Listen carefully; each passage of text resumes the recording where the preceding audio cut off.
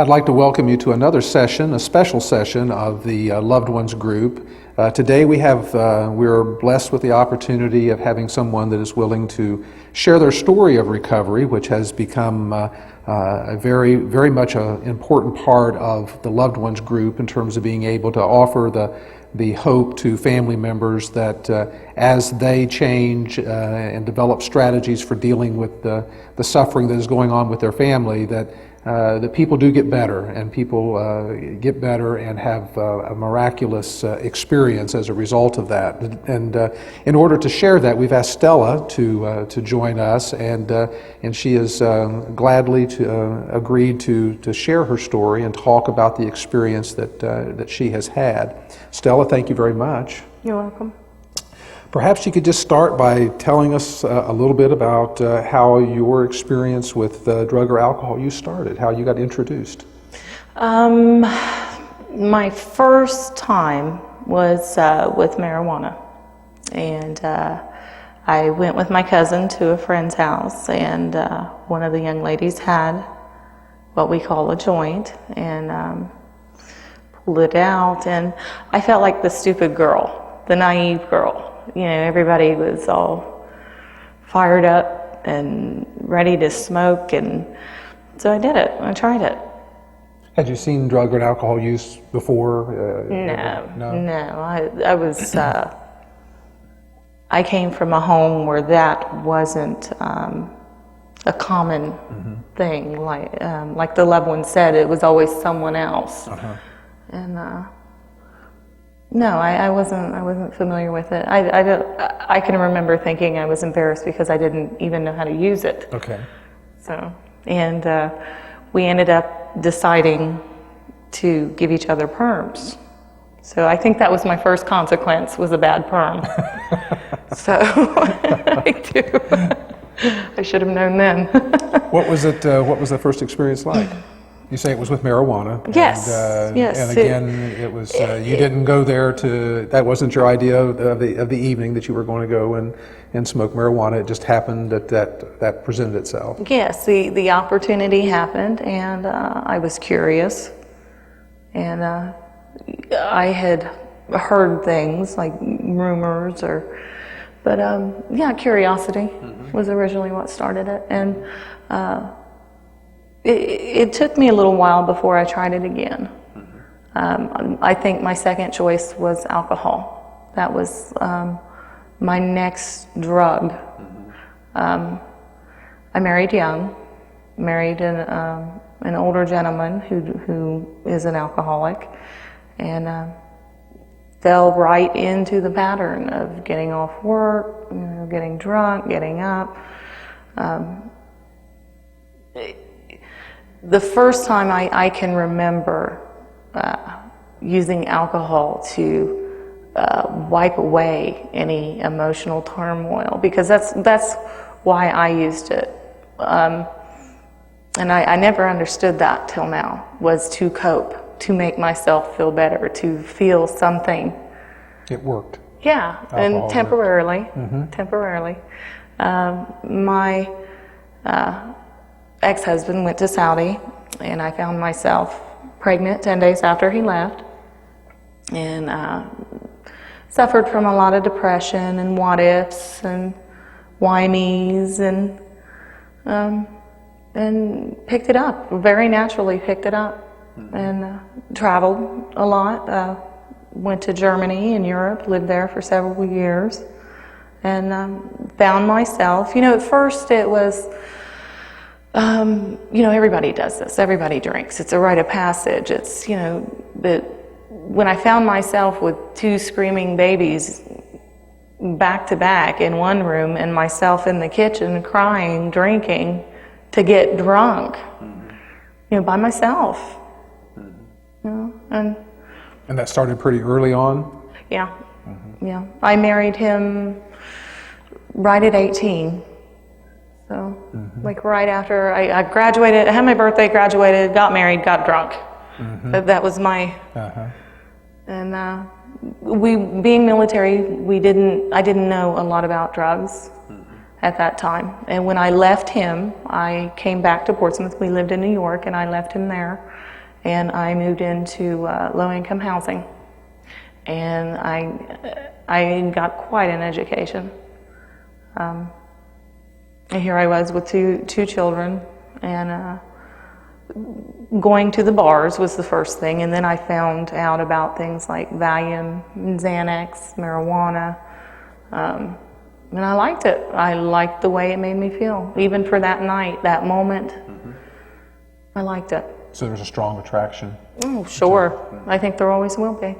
When you started using, did you notice that your relationship with other people changed? Did you change friends? Did you have a different relationship with your family? Did any of those kind of things happen? Yes, with my family, I became deceitful, very manipulative. I really didn't have time for anyone who wasn't providing for me or taking care of me, or if you didn't have what I wanted. I didn't have healthy friendships, healthy relationships. I still haven't had a sober relationship, but that will come. I didn't know how. You know, I still don't. I learn every day. But my life just became central to getting and using, and who happened to be there that was providing me with those needs was my friend.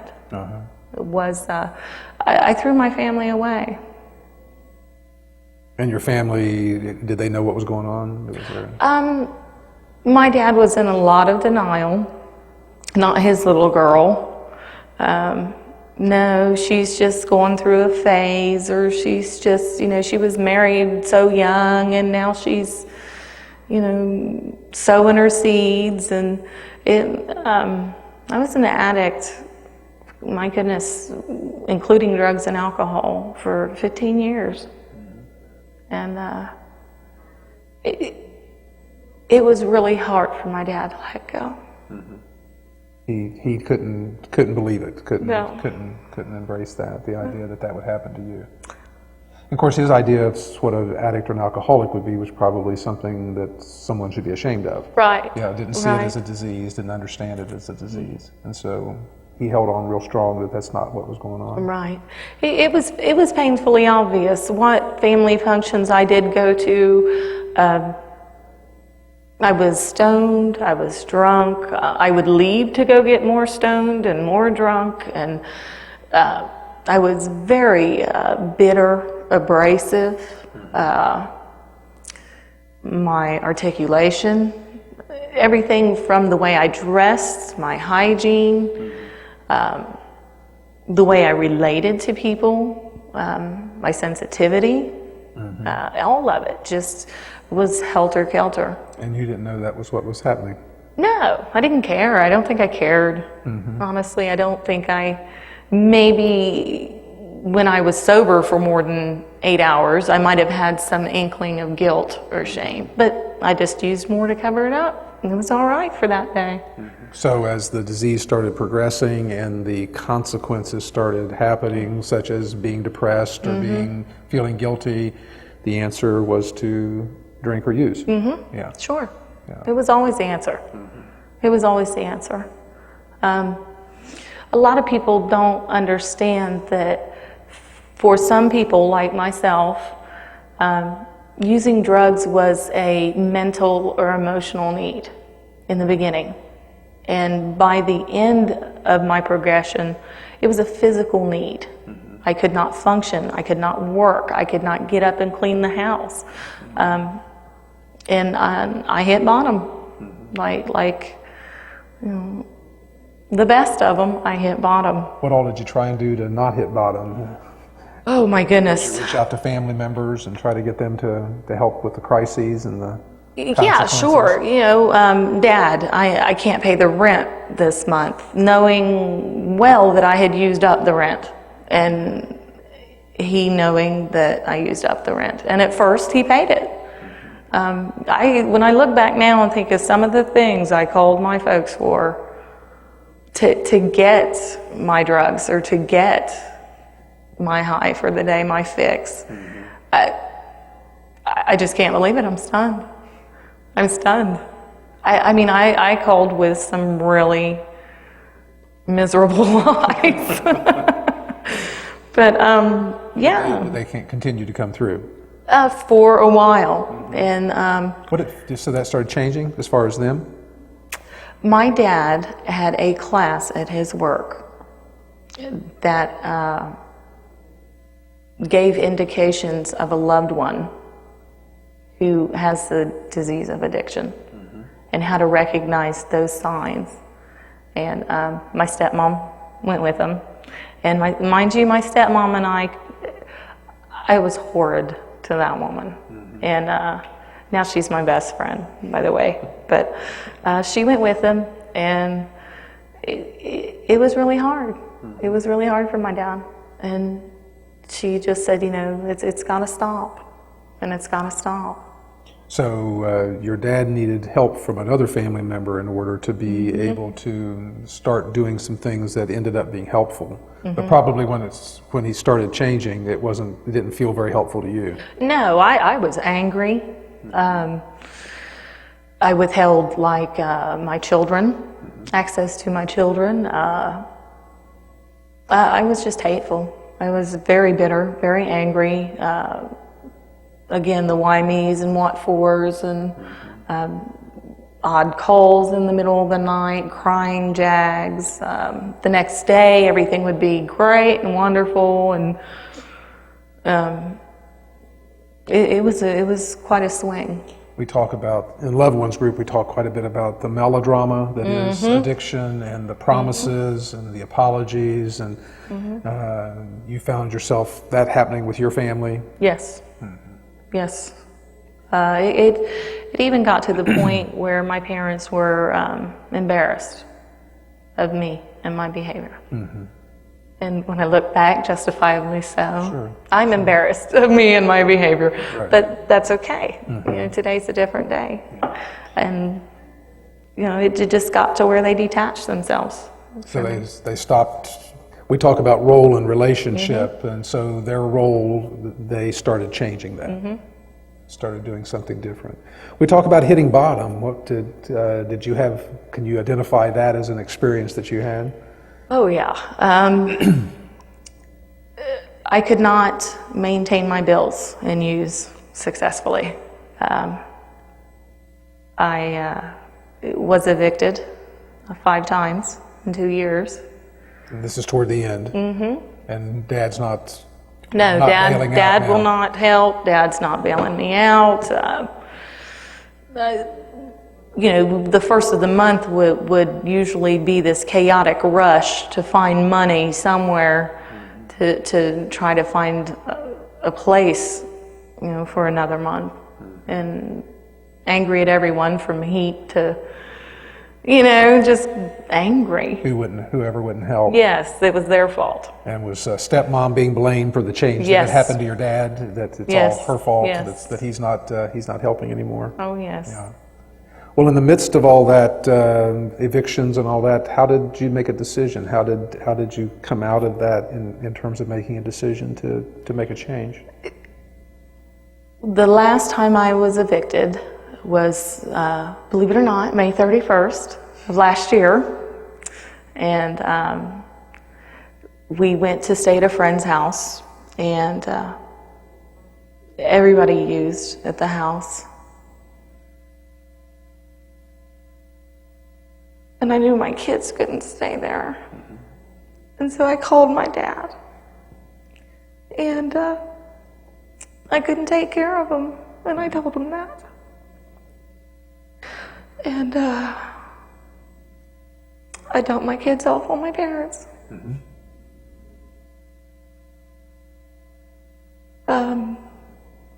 That was my most horrible consequence. Was that you couldn't take care of your kids? Yes. Yeah. And then what happened? My kids interfered with me getting high. I floated from friend to friend, whoever had what I needed for the day. and that's where I laid my head. And it took me a couple of months, and I couldn't do it anymore. I was tired. What did you do? I prayed. I called my dad. And I had tried to stay clean for 2 weeks by myself, and now that I've had a little bit of recovery, I understand that I was just doing without. And my dad called the counseling center for me and spoke with Miss Carolyn, and she told me that I had to do it for myself. And that was the beginning. So your dad made the phone call, but the message you got And from I had him, to turn around and call. that and wasn't going to work. Right. Huh? I had to Him do the making work. phone call. Okay. Yes. Okay. And so you made the phone call. Yes. And they sent me to a detox unit in Ashland, and they didn't keep me. By then, my drugs of choice were anything from cocaine, pills, Oxycontin, Xanax, marijuana. Most of it where I had gone dry those 2 weeks, except for the marijuana, was out of my system. So I imagine you were pretty sick. I was. Yeah. Yeah, I was. And mentally and physically. And I would not suggest someone detoxing themselves. But that's what happened to you. Yes. And I was scared. I was scared. I can remember when my stepmom picked me up, I was having a panic attack. You know, what am I going to do? Where do I begin? How do I start? And I did. I had a panic attack right there in the car. And she pulled over and gave me a hug and told me she loved me. And took me home. And it was hard. It was not easy starting. Did you get other treatment besides the detox? Yes, I had outpatient treatment with the counseling center. Went through several sets of classes, and I work in a recovery environment that's safe, and I'm surrounded by other people that have issues. So that's comfortable for me. And what was early recovery like? What were those first few weeks like? shame. Okay. A lot of shame, a lot of guilt, until I started working a program and meeting other people that were in the same frame of mind, that I can't do this by myself. I found your way into 12-step recovery programs and and counseling and what was eye-opening about that experience? The fact that you weren't in this by yourself, that there were other people? Yes, and that we all had these same common traits. These, I don't care if they came from a background that was harsher or something. that we all had these same traits on the inside. Yes, the disease was the same yes, for all of us. And this disease is powerful, and that was one of the first things I learned, that I am powerless, and my life had become unmanageable. There was nothing left. It was a prison, and one of my counselors that taught the class, my very first class, I cried through, and I couldn't even hold my head up. And by the end of it, he was just, he helped me a lot. Just, you lose your worth. You lose your value as a person, and you lose yourself. And I'm thankful that every day I can see a little bit of myself, and find out who I am. How has life changed now? It's amazing. It is amazing. Although I still have to work on budgeting skills. I have my children. They, we are working through issues that are different. You know, they have not had the same amount of structure that they currently have due to my addiction. And in my disease, I pretty much try to pacify them in ways that probably weren't healthy. So I tease my kids because I tell them, okay, can I be the parent today? Is that okay? Can I just do that? And I'm learning, and every day I learn something. I drive a better car. I have a job I like. I have my own home. These are things that for 9-10 years that I haven't had. And so I'm very grateful. And it's not easy. It's not just all cookies and cream and, you know, yeah, somebody cuts me off and I get mad, you know, but I can work through that now. Yeah. What about with dad and stepmom now? It's great. It's great. As a matter of fact, when I'm done here, I'm going to go swim in the pool. It's great. I feel like I belong. I feel like part of a family again. And you have a relationship now. You don't need yeah. them to perform a role now. Right. You know, you have a relationship Right. with them. And I don't know. I'm just.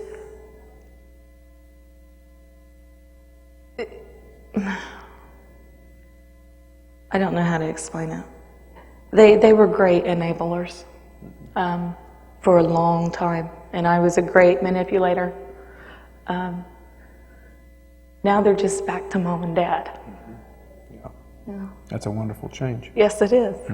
And it's nice to you know, call them and not wanting to borrow money or that I'm never going to pay back or, you know, can you do this? Can you do that? It's just, hey, how are you? And that's great. That's great. That's great. One of the things that so many of us got a wonderful experience from and feeling from early in our recovery was that, you know, we were visiting with our families and we didn't have any secrets. Right. You know, and I know that was one of the things I know for myself that was just a very powerful awakening, was to be able to be with my family and realize I'm not keeping a whole bunch of secrets here. There's nothing to be discovered. You know, there's no wrong thing to be said. Right. You know, that there was a freedom in that. It sounds like you found that happiness. And I have. joy And in that. we're really open about this now. You know, in the beginning it was the dirty little secret. Not that it wasn't so painfully obvious due to my behaviors and my decision making when I was active in the disease. Now it is comforting. It is, I feel more complete than I have in a long, long time. And I take every day as a blessing, every single day. Before we started talking here, before the camera started, you were talking about the reason that you were willing to do this was for what reason? Remember what you said? To help people. Yeah. And how does that fit into how you feel about things today? I feel that I have to share my strength and hope with everyone that comes after me, because someone believed in me, and I want loved ones to know that it's okay. It's okay. We're still here. We may not be in our right mind, but we're still here, and we're due a miracle. Every one of us. Thank you very much for sharing your story, and again the power of which you talk about the things that have happened to you, and the things that you've done to bring about this change in your life is indeed a miracle. It is miraculous, and that speaks for itself. Again, thank you very much. Welcome. Well, I'd like to welcome you to another session of the Loved Ones Group. But this time we're going to actually have a conversation with some family members that can share some of their story about their involvement with a loved one who was affected by addiction. And what we have found is that families possess so much knowledge and information about this problem, especially those who have had the opportunity to get some education and who have participated in our loved ones group. So what I've done is I've asked 3 family members that have been past participants and were made a lot of contribution to our loved ones groups in the past to come and share a little bit of their story, and we'll just have to kind of have a conversation about some of the key core issues that are involved in being able to see how we can best help someone who has a drug or alcohol problem. And we have Jerry, Don, and Tim with us and to be able to share this. And where I'm going to start is just kind of ask, what was your general idea about addiction prior to your family being affected by someone having a drug or alcohol problem? What did you know about addiction, before you were faced with someone in your family having a problem? Well, I think about mine, and I really didn't have any thoughts about addiction, because in my family, we didn't have alcoholism or drug addiction or something like that. And so really, when I thought about addiction, it was like seeing something in a movie where the person was at the bar and he had just lost his wife or a loved one, or broken heart, something like that. And I thought, oh, that must be what addiction is, because they start drinking, you could see them drinking, they'd get drunk and they'd get worse and they'd get worse and so forth. So in my mind, I thought, well, addiction is when somebody breaks somebody's heart, they get addicted to drinking. Didn't even think about the drugs, because it wasn't something in my era that saw that. Yeah, didn't even know anybody that was on drugs, except things that I saw, on the TV or movies. So for me, it was like I really knew nothing about addiction. I can honestly say I really knew, except for what I saw on TV, and that was all myth. I found out later. All myth, you say? Well, yes, because it wasn't because your loved one left you, or you had a broken heart, or someone died in your family. You decided you were going to drink, and you drank yourself to death. No, kind of a romanticized version of what that was. Yeah, because I would always think, gosh, if they could just get over that problem of maybe somebody talking to them or something, they'd be okay. Yeah. Not knowing that at all that it was something, it was a disease. I didn't know that until later. So, for me, I was very naive. Well, which probably made you very vulnerable then also to, being a victim of all the manipulation that the disease does to a family member. Absolutely. Yeah. Yeah. You just didn't know what you were dealing with. I always thought that it always happened to other people. Never did I realize that it would happen to our family. Because we just, to us, we seem so normal, the all-American family. Brought our kids up in church and scouts, and we supported them all the way through school, and never in my wildest imagination did I ever think it would happen to us. But it did.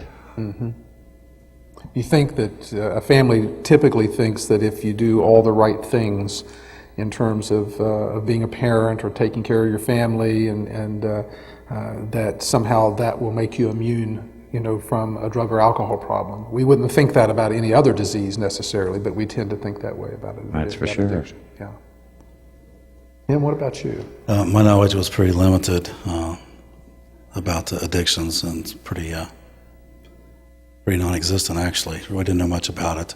It was something that always took place in some faraway city, and typical stereotyping, I think, that it was someone really down on their luck and living in a cardboard box somewhere and that type thing. And it just wasn't possible for that to take place so close. Happened in your family? Yes. When did you all start to get, how did it happen that you started thinking that perhaps there was a drug or alcohol problem with your loved one? and how far had it progressed by the time you were able to kind of identify that this is what you were dealing with? I had some suspicions early on. My loved one was a teenager at the time, and I was a little confused as if it was just adolescence, growing up, or if there was something else going on. And so there were suspicions, and there were other individuals that would mention to me they thought maybe there was some drug activity, and I would do the searching through the house and the bedroom and the vehicles and such things as that. But the disease had progressed quite extensively before I really realized it. Kind of had a confirmation that yes, something was really terribly wrong by that time. We talk about denial that the addict has about their problem, but we also in Loved Ones Group talk a lot about the denial that hits the family. When somebody came and said, I have this concern about your teenager, how did you react to that? Were you open-minded to it, or was it something, did you experience that kind of that clamping down of the mind that says, no, this couldn't be? I don't think I went quite to the clamping down. I certainly was hoping that it was not true, but yet I would investigate that, and they were very good at hiding. Yeah. So you kind of turned into the police to trying to find it in the house. And, right. And if you did find something and confronted the person, was it any clearer after that, or? Usually not. Okay. It's always someone else's fault, or this was somebody else's, or Holding for I someone else. really had a difficult time though even finding any. Okay. For you folks, when did you start thinking that, hey, we might be dealing with addiction here? I think for us, we noticed that our loved one, we noticed it in the eyes first. I mean, he pulled that cap down all the time, and when he would come over, his eyes were kind of reddish looking, and I thought, that's unusual. And, we would ask him, what's the problem? No sleep, or out late, or what is it? And just tired, my job, and stressful. If you work 12 hours a day, you would be looking like this too. Your eyes would be red, and I'd say, I don't know. Every time I see you, your eyes are red. So I kept thinking about it, and I don't even know where some information came about, whether I was watching TV or what I was doing, but somewhere, somehow, I thought, could he be taking something? And so his behavior became more bizarre. Falling asleep, we'd be together and having dinner, and he'd go, and he'd always wanted to go to sleep. Falling asleep at the table. I thought, oh wow, now this is something that's very wrong. And of course, I said, just watching his eyes, and I would go to his place of employment and see his eyes, and I think, now look, those eyes are still the same. So finally, I start looking around like you did too. I thought something is wrong. I didn't think it was alcohol. But I really didn't still know what it was. But then I found some pills one day and took it to a pharmacist and said, hey, will you check this and tell me what these are? And at that point, then he told me, oh, yes. He said, whoever's taking this, they're in trouble. And by that time, we probably were into a good year. And yes, my husband and I both confronted our loved one. And first he denied it until I pulled out the pills and said, come on. It isn't what you said it was. It's something else. That was the toughie. Now, I was like you. I went into the car. I went into the house. I searched there. I looked in the pillows. But still, I still didn't know what addiction was. I still didn't realize what kind of a problem we were talking about. It was like, because I just really didn't know.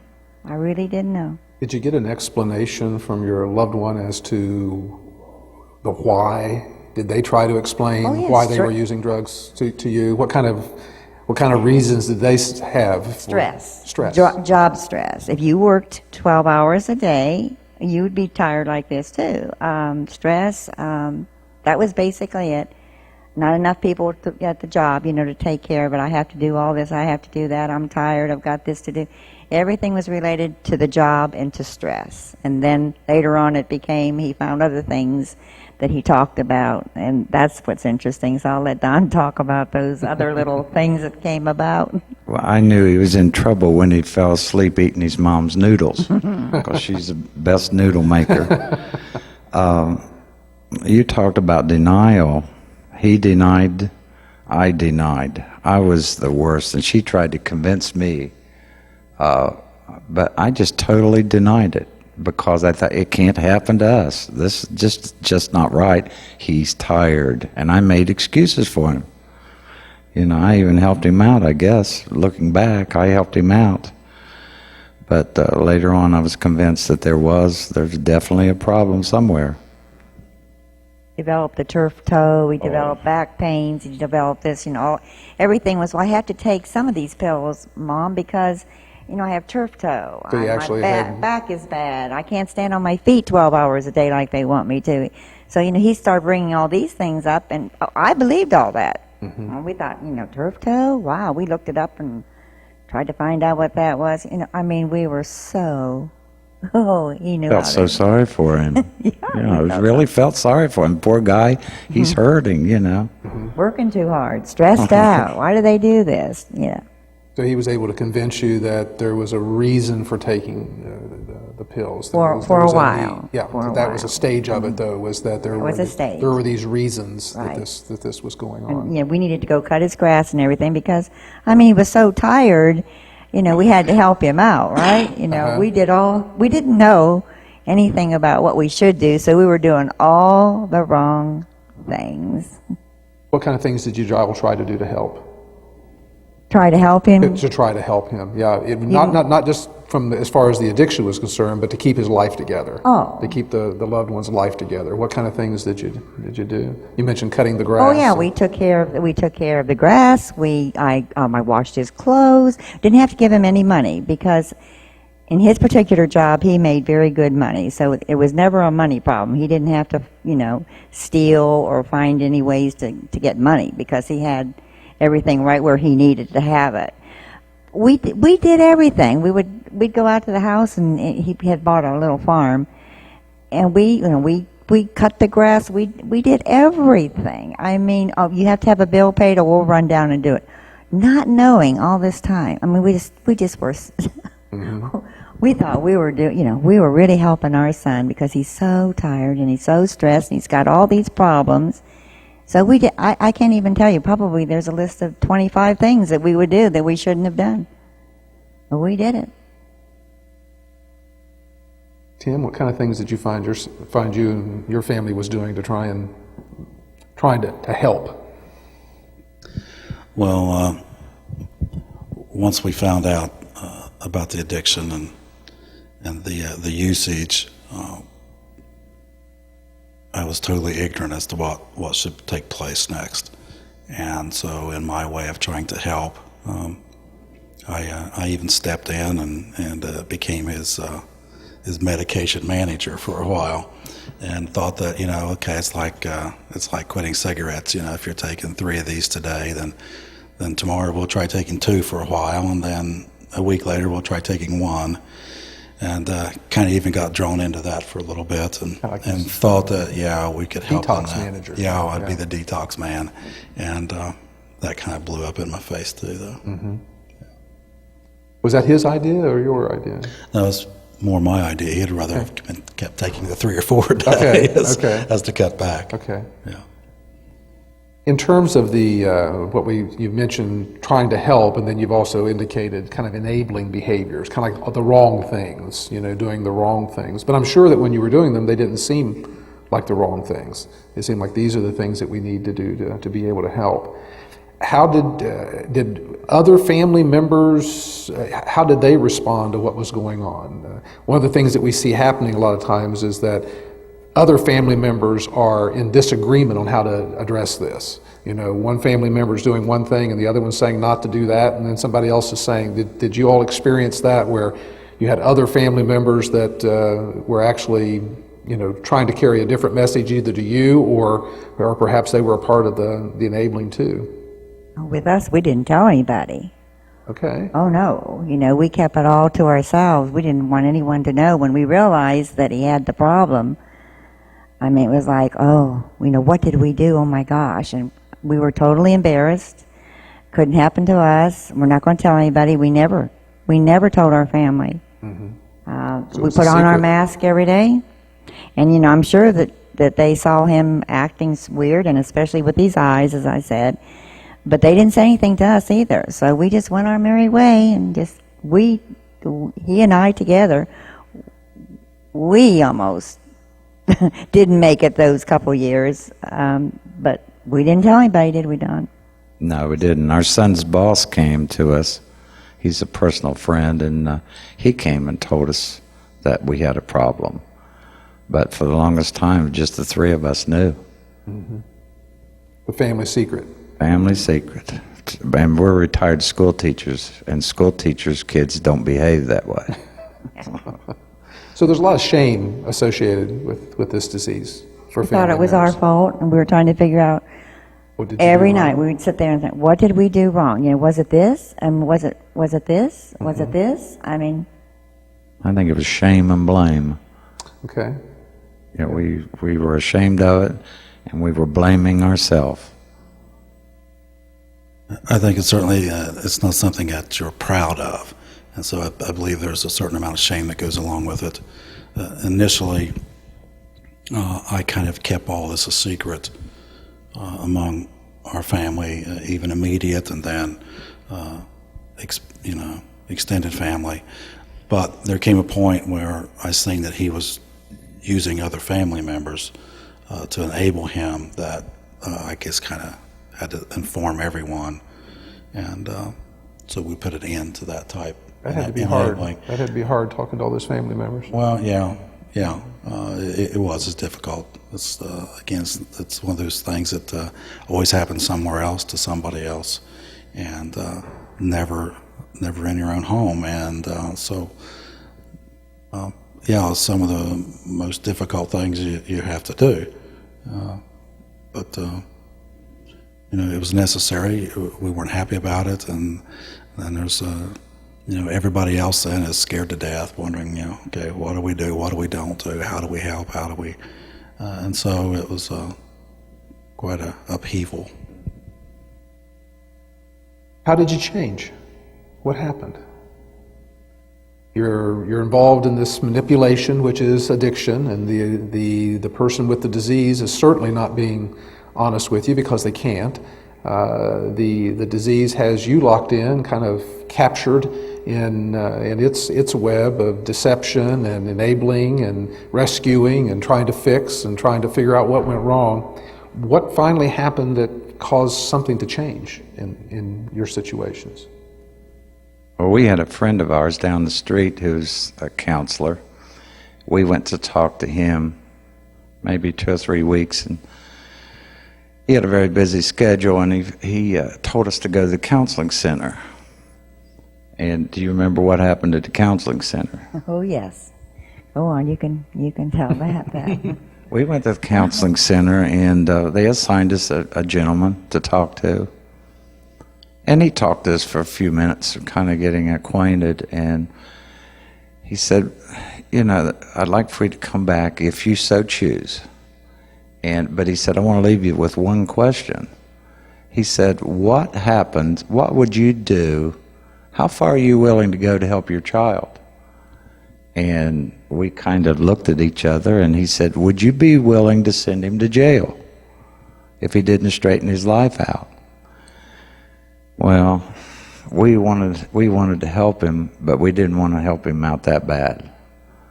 And looking back, we should have continued to go, but I guess we weren't ready. We didn't understand drug addiction, and we never went back. That was probably one of our biggest mistakes, because when he, gave us the suggestion is, this is what you can do. You can say, hey, I'm going to give you 2 weeks to do something about this problem. You can take off time and go see a counselor, do whatever you're going to do, but we're going to give you 2 weeks. And if not, we're going to tell your boss.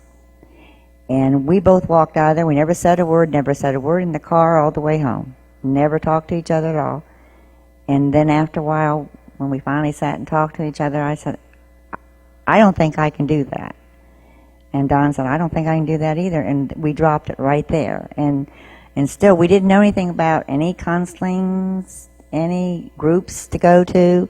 I mean, he didn't even mention, and it wasn't, I guess that I'm not trying to blame it on anybody, but he didn't mention anything about going to a program or anything to learn more about it. And still, I'm still thinking, this is not a disease. I'm not even thinking disease even at this point. Never even heard the word yet, disease, through all this, even going through the counselor. But yeah, we did not follow through. Maybe if we had, we might have saved, maybe some difficult times as far as being involved with the courts and so forth, because I think my son was ready.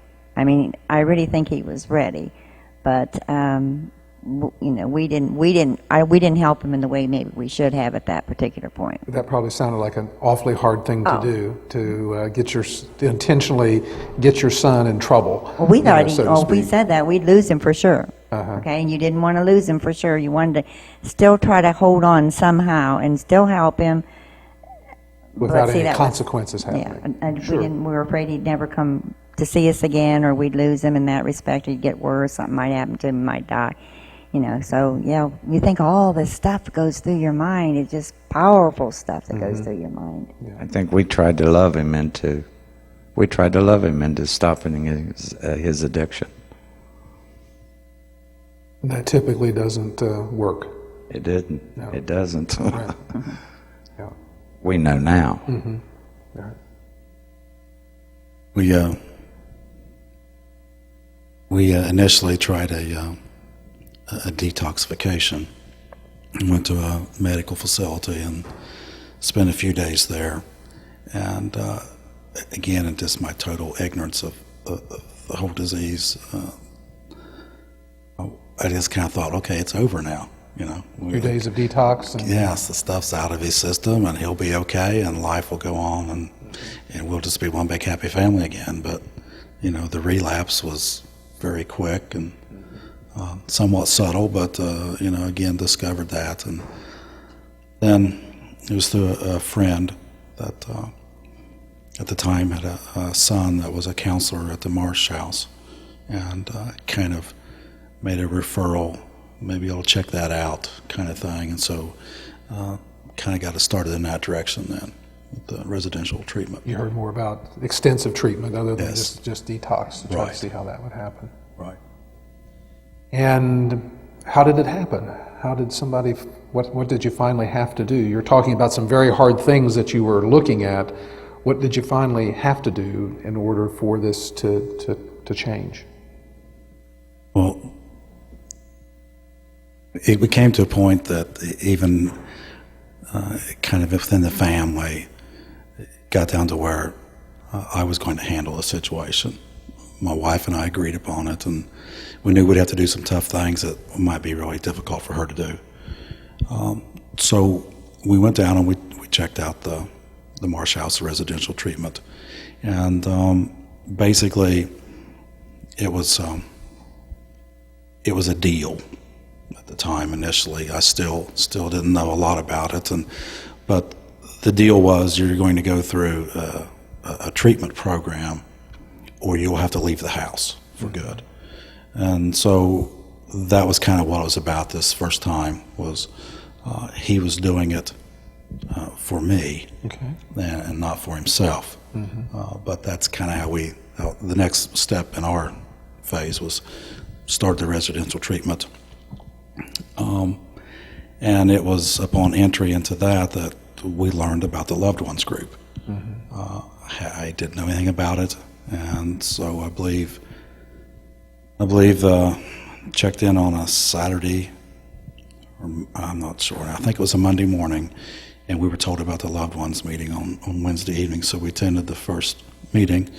Remember your presentation and the things you talked about, and and particularly the tough love kinds of things. And that very first week, I had to put into action what I'd learned at that meeting. He checked himself out at the end of the week, and I got a phone call that he's sitting on the porch waiting for me to pick him up. And so we had a confrontation there, and remember the deal was you go through the program or you don't come back home. And so I wouldn't let him come back, and wouldn't even take him out to our hometown. And he actually spent a few nights in a homeless shelter in town because I had to make him start suffering the consequences for his actions. And you talk about tough. So that was as hard as it gets. That was, I thought so. It got worse later, but at the time, that was as tough a thing as I ever had to do, is tell my son, no, you're not going home, and no, I'm not taking it anywhere, and you better find out if there's a homeless shelter in this town, because that's where you're going to live. So got a hold of the administrator at the Marsh House, and he said he was surprised, but yet he wasn't. He says it's the cravings were kicking in, and he was wanting to get high again, and totally powerless, all those things that I end up learning in a few weeks. But said, leave him there. I told him, I'm trying to do the right thing. And they said, leave him there, and time to show up on our doorstep Monday morning. And first thing I'll do is test him. And if he can stay at that place and stay clean, then I think we've got a chance. So that's what happened. He showed back up Monday morning, tested clean, and got back in. Mm-hmm. So. And your son's in recovery now. Yes, a little over 2 years now. That's wonderful. Yes. And you can pretty well point to the things that you and your family did that kind of brought that to a crisis, that made the person willing to at that point to do some very hard things for themselves. Yes, yeah. There was a continual series. The first time at the Marsh House, again, kind of had this grandiose idea that, okay, now everything will be fine. But a few months went by, and there was a relapse at that time. Found out about it, and got a phone call one morning. A bank account had been tapped out, and so I kind of grabbed him, threw him out the back door, and within a few days, he had borrowed some things from a neighbor and didn't return them, and so we had a legal issue. And about a week went by, and he turned himself in and spent a few days in jail, and then went to the Marsh House for a second time. And that time he was there because he wanted to be there. He had turned himself in. He had decided that this is the end of this road. I've got to get some help. And so combination of us, I believe your words were that for a loved one, family members, their job is to raise the bottom. And so we kept trying to raise the bottom, and finally I believe he discovered that was his bottom. And so from there on, we've been 2 years now. That's great. 2 years now, clean and sober.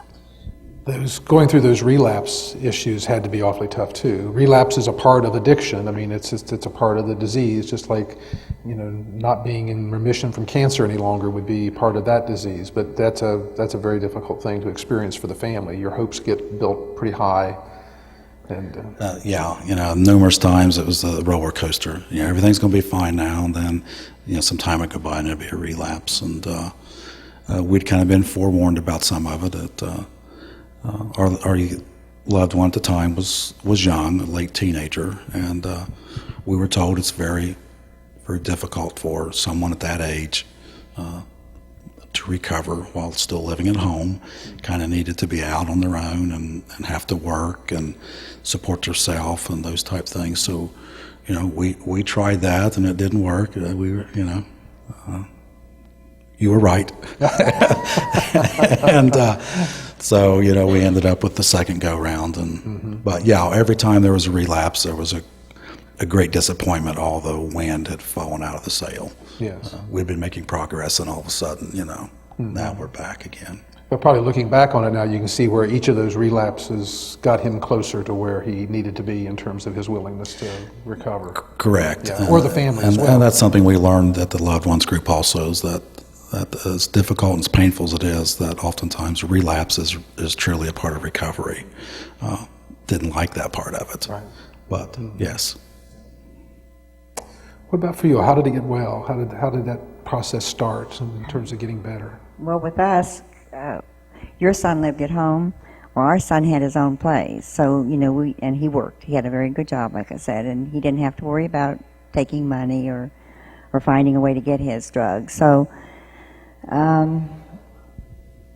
what happened with him is that he lost his job, and he had a very, very good job, and that was the first time. Well, what did we do? Well, we did the wrong thing because we really didn't know anything about what we should be doing, because at that point we had never gone to a program of any kind. We got a good lawyer, and we got him off.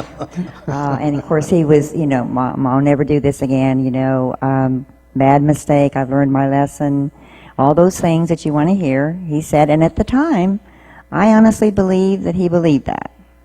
But and he got another job right away, because in his field, But he paid a $60-some fine. That was it. No treatment.